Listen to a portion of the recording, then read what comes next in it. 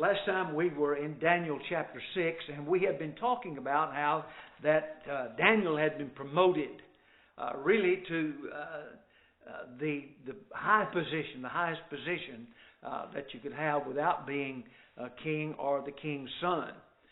But we know that there was a decree made that would say that anybody that was praying to anything other than this king, to the gods of this king, then they would be punished.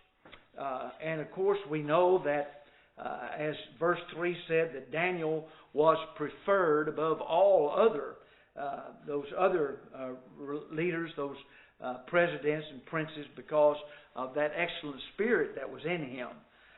And verse 4, they're going to seek an occasion to find something against him.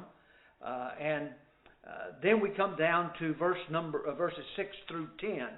In verses 6 through 10, these people knew that Daniel was a man of prayer. And as I said, we remember that a decree had been made.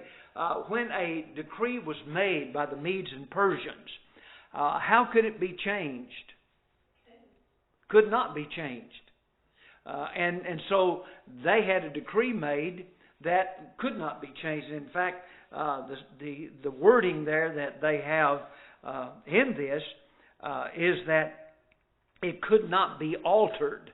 And that's the same idea of making changes in the law that was made. And of course, this law is going to be against Daniel because these people knew that Daniel was a man of prayer. Not only did they know he was a man of prayer, they knew that how that he went about that. They knew that he would not begin to do what the king wanted him to do. He went into his chamber at certain times the day, and there he would pray. So the king had the decree made. And look at verse number 10. I want to go back there and start at verse 10. It says, "Now when Daniel knew that the writing was signed, he went into his house, and his windows being opened in his chamber toward Jerusalem, he kneeled down upon his knees 3 times a day and prayed and gave thanks before his God as he did aforetime." Now there's a lot in that verse that tells us something about Daniel and what he was facing as he stands against the king's decree. It says when Daniel knew that. Well, the idea there is it did not change Daniel's routine. Daniel was going to do what Daniel did all the time. Just because the king had made a decree, it did not change the fact that Daniel was going to pray. And I was asked after class last time about Daniel and the windows being open toward Jerusalem. We'll talk about that in just a minute. But it does say that his windows were open toward Jerusalem. Now, when Daniel knew, it says there that he did that as he did aforetime. In other words, he did not change his daily routine. He kept on doing what he knew was right. And so, he had a choice. He could have chosen to do otherwise, could he not? I mean, he had free will, just like you and I have. We can make a choice. We can decide what we're going to do, what we're not going to do. People do it all the time. Members of the church do that all the time. They make a choice. And normally what happens is people fall into routines. And you can know something about them and their faith in God because of their routine. Give me an example of that.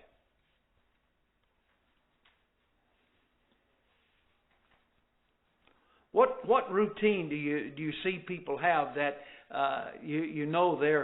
they do have faith, or on the other side that they don't have? All right, attendance, ma'am. Right, the attendance. We make a choice. What are we going to do? And we as faithful members, we know who's going to be faithful and who's not going to be faithful in attendance. And when it is, we see people who are faithful not here. What happens? You know there's something wrong. You know there's a difficulty involved. I probably have told you this story before, but I was told it as if it was a true story, but about an older man on a farm years ago. He never missed rain, sleet, hail, whatever. He never missed. And he was an older man. He was a farmer. One Sunday morning he was not there. That Sunday night he was not there. They went out and found him. And he was not dead, but he had been trapped by his tractor. And a lesson in that is, what is it that saved the man's life? The fact that he was faithful, and when he was not there, people knew there was something wrong. Now, you take somebody that's not faithful, they might have been there a while. But the point here with Daniel is he did not change his routine of worship to God. He kept right on doing the things that he did before. Now, again, when you ask the question or think about, why is it? I mean, couldn't he have gone into his room and just got down on his knees and prayed? He could have done it privately. Why didn't he open it? Why did he open his windows? Because he always did. What? Amy said because that's what he always did. Because that's what he always did. There's another reason for that too. In these look at 1 Kings chapter 8 and verse 44.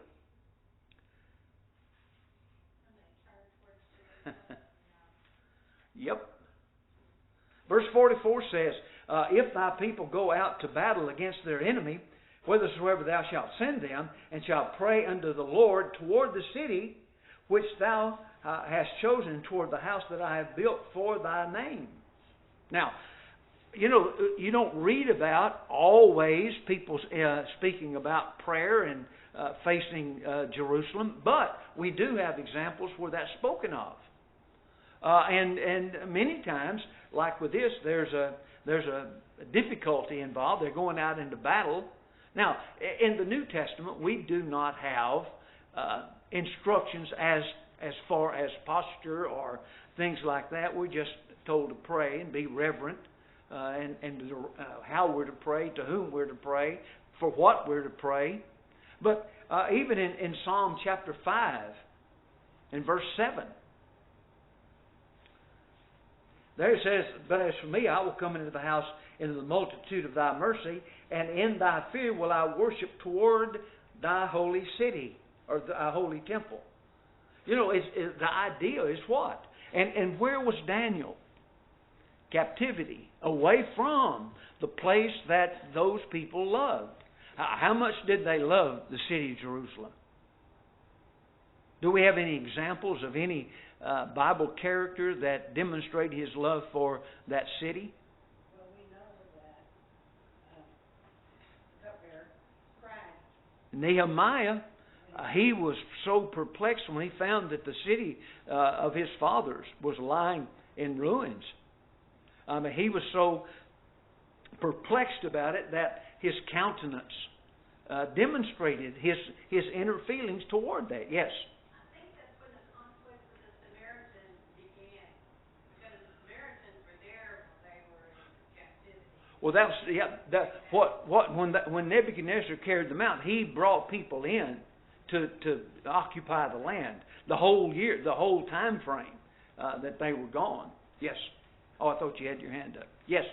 Whenever they rebuilt the temple, those who had seen the original temple cried because When the temple was rebuilt after the destruction by Nebuchadnezzar, the older people wept, and they looked upon it not as what it had been, but as something that's different.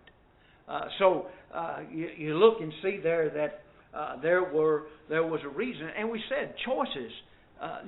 There's times when choices must be made.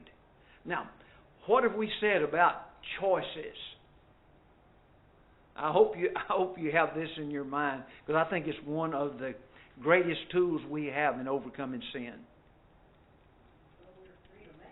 Okay, we're free to make choices. When do make our choices in advance?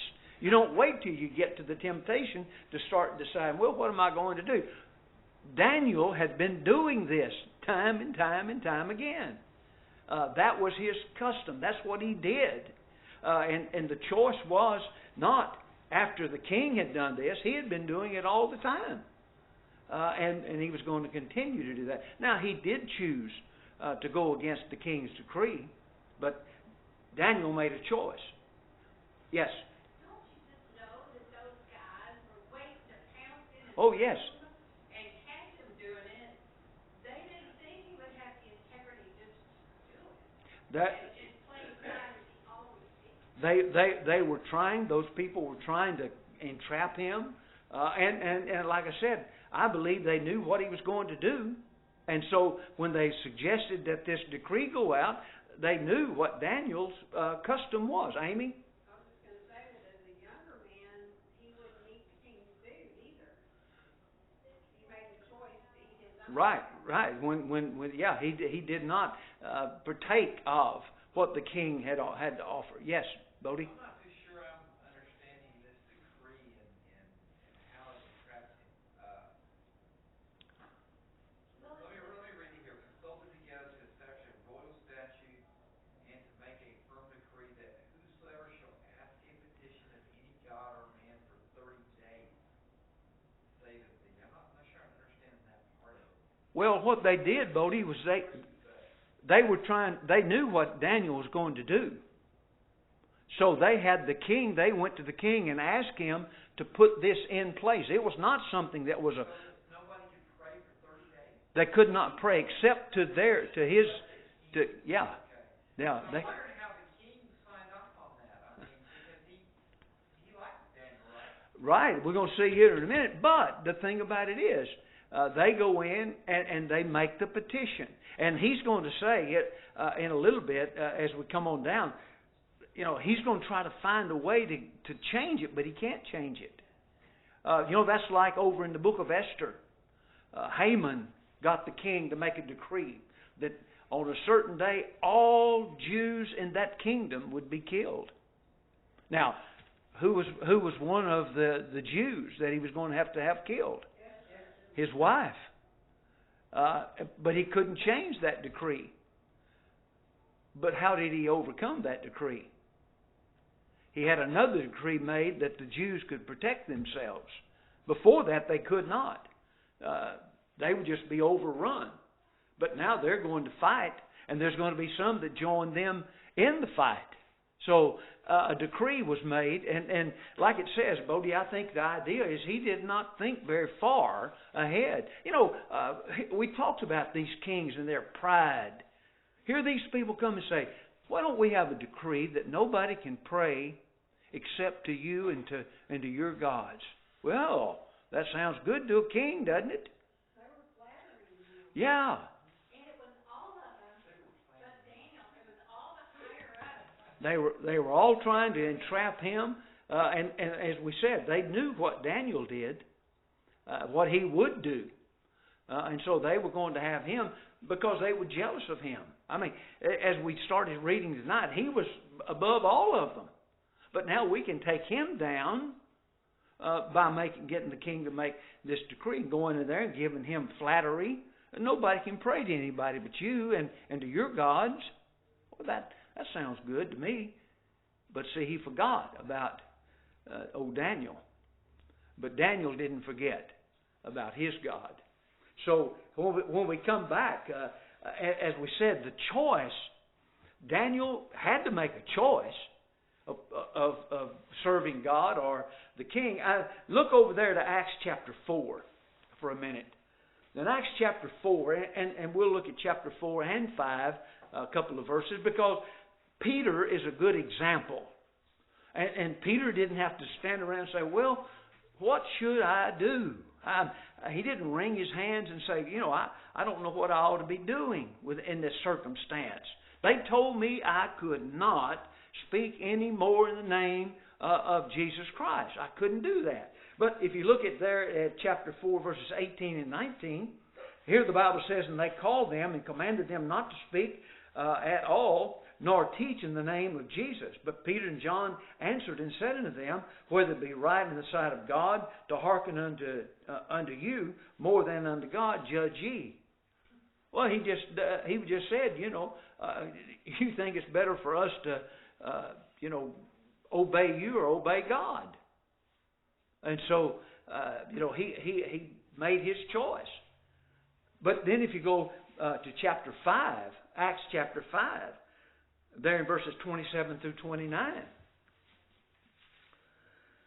it says, and when they had brought them, they set them before the council, and the high priest asked them, saying, did not we straitly command you that you should not teach in this name? And behold, you have filled Jerusalem with your doctrine, and intend to bring this man's blood upon us.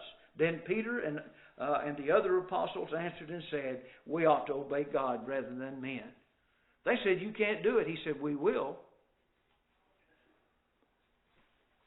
We have not been brought to a place where we have to make that choice. Not like that. But I wonder sometimes what we would do if and when we do come to a point that somebody says you can't worship anymore. You can't be faithful in your New Testament Christianity.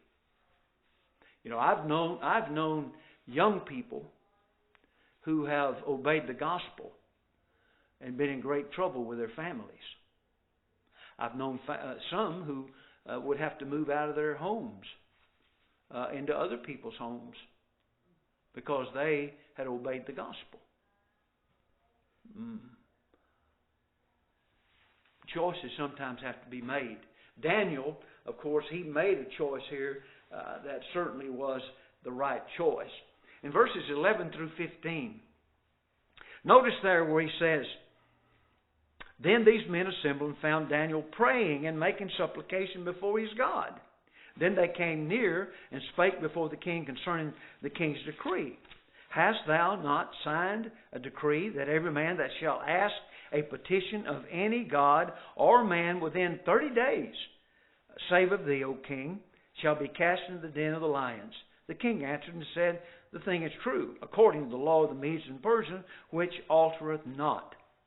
Then answered they and said before the king, that Daniel, which is of the children of captivity of Judah, regardeth thee not, O king, nor the decree that thou hast signed, but maketh his petition 3 times a day. Then the king, when he had heard these words, was sore, here it is, Bodie, he was sore displeased with himself, not with them, with himself, and set his heart on Daniel to deliver him. And he labored till the going down of the sun to deliver him.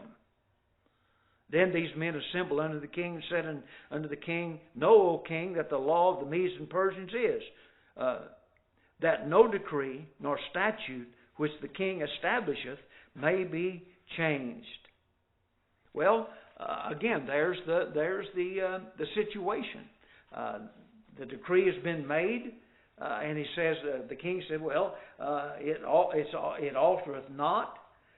Verse 13, if you notice there how that's stated, he says that Daniel does not regard you nor the decree. But what does he do? 3 times a day. He still goes, opens his windows, and prays toward Jerusalem. He was not hiding the fact. And in my estimation, I've asked myself this question several times down through the year. Why didn't Daniel just leave his windows closed? Well, I think there was something involved in the fact that as we read there a moment ago, there was the idea of praying toward Jerusalem. He was away from there. He was in a difficult spot. And so he opened the windows and prayed toward Jerusalem. It didn't say he could see Jerusalem, but in the direction of. He wouldn't love God less. He would not love God less that time than he would any other No, he was going to continue with exactly what he had been doing before. He demonstrated his real, true faith in God. He didn't let the circumstance dictate to him how he would act or how he would react. There's a lot of people today that have the idea, the concept of, well, you have to take the situation at hand.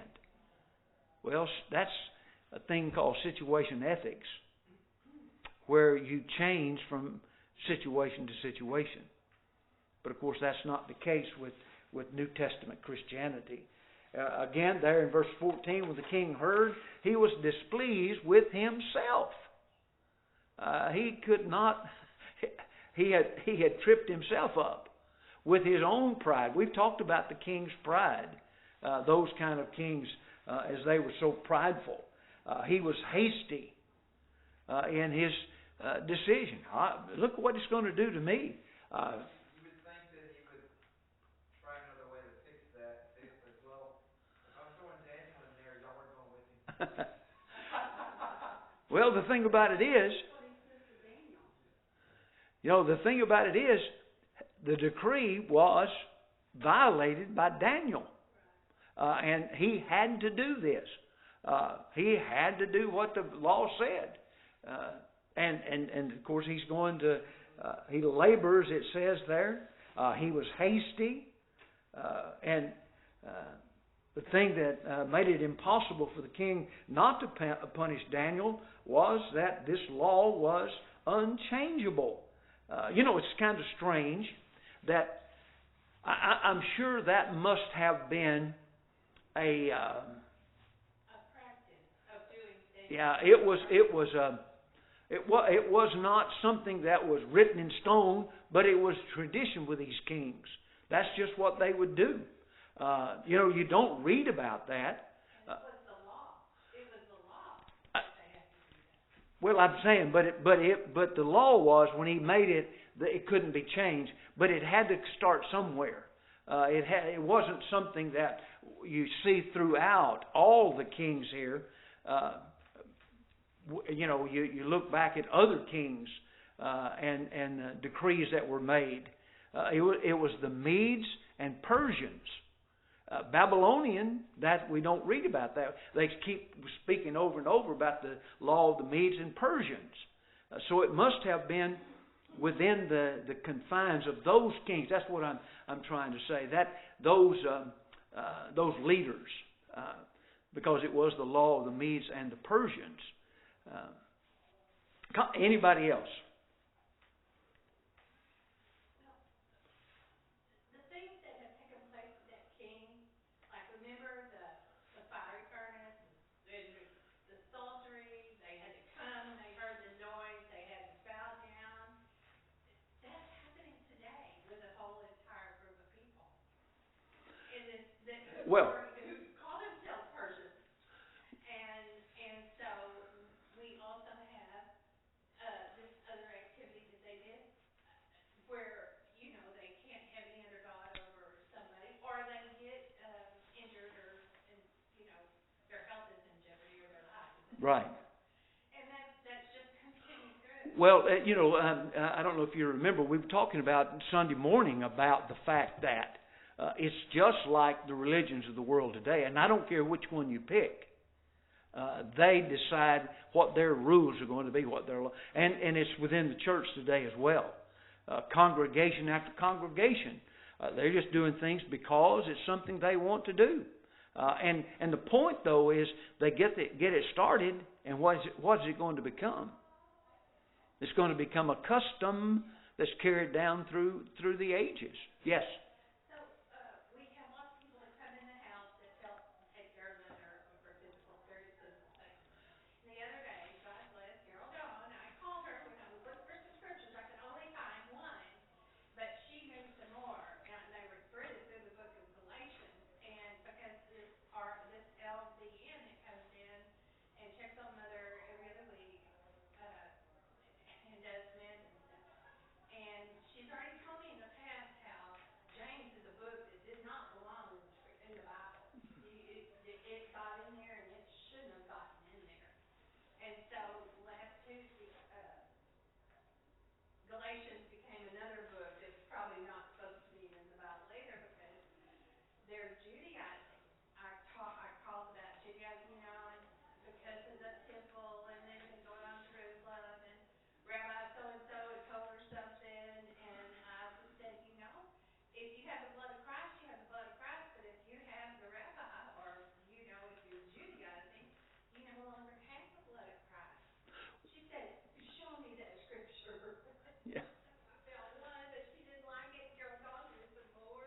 Well, the thing about it is, it doesn't matter. Every denomination in the world today is some man decided, here's something we need to do.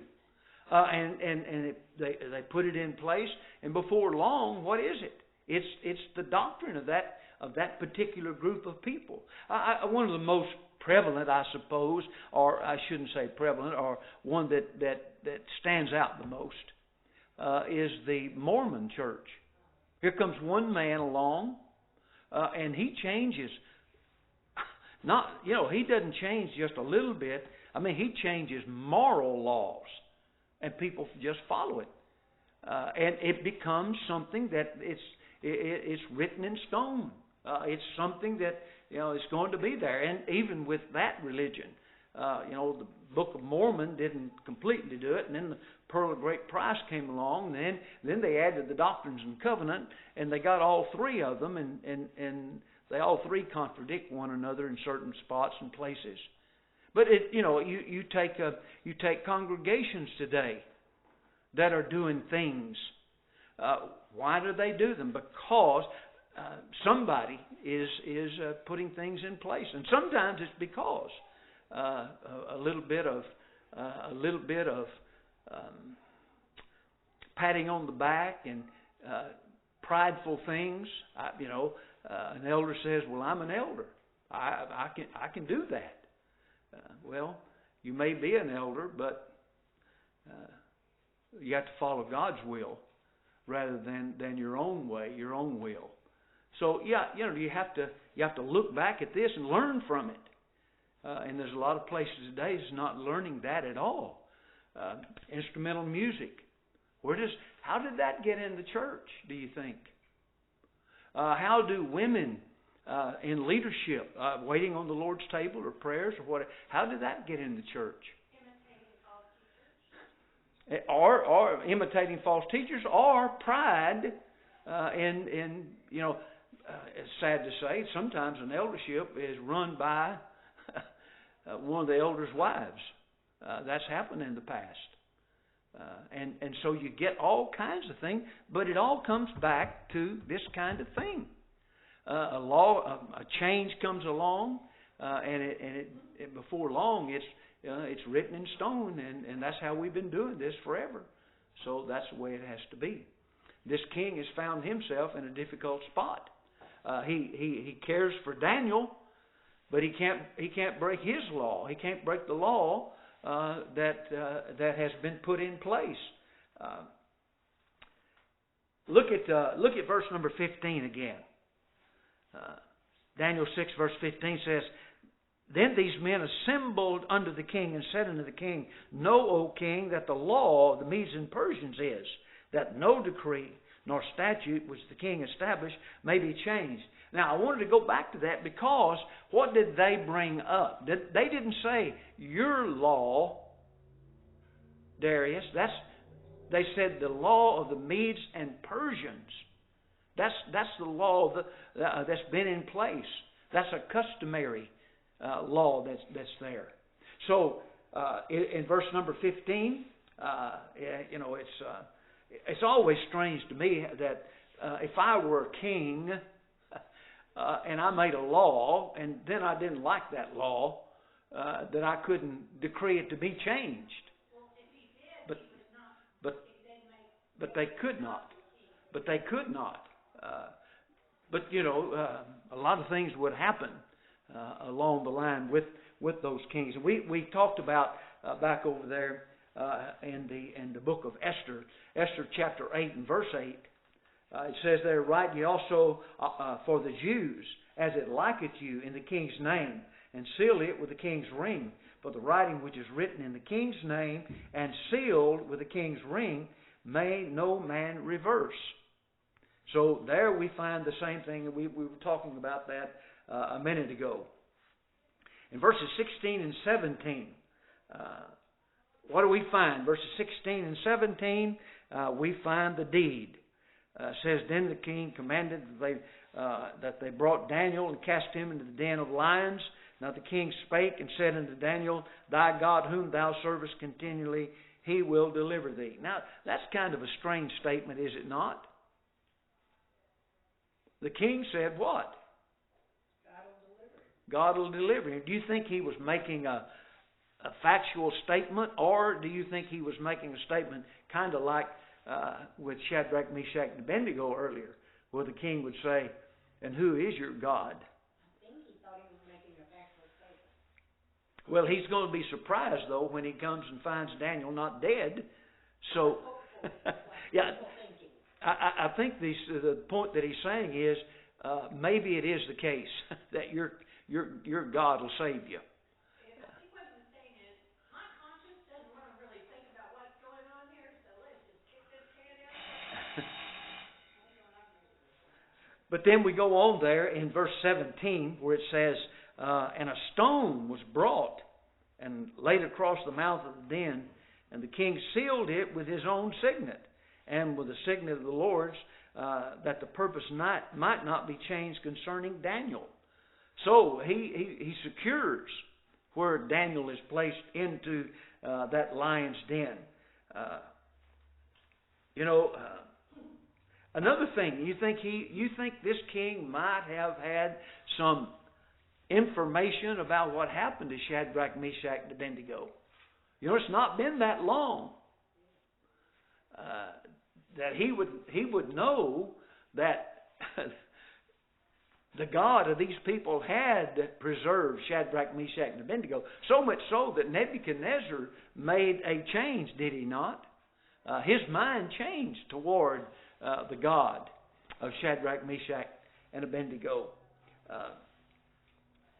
So he seals that.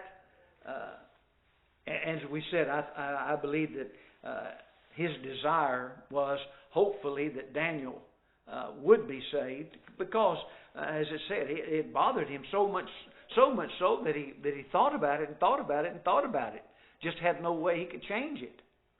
Well, then you come to verse number 18, and it says, "Then the king sent to his palace and passed the night fasting." Then the king went to his palace and passed the night fasting. Neither were instruments of music brought before him, and his sleep went from him. Why couldn't he sleep? He's worried about old Daniel. His concern, thoughts for Daniel is very evident. He did not want that, but he had already decreed it. Then verse 19 says, "Then the king arose very early in the morning, went in haste unto the lion's den. And when he came to the den, he cried with a lamented voice unto Daniel. And the king spake and said to Daniel, O Daniel, servant of the living God, is thy God whom thou servest continually able to deliver thee from the lion?" So he wanted it. He was anticipating, but he still didn't know, did he? Well, I tell you what we'll do. We'll just stop right there because there's several things we'll get into as we go a little bit further with this. We'll start there at verse 19 with our lesson.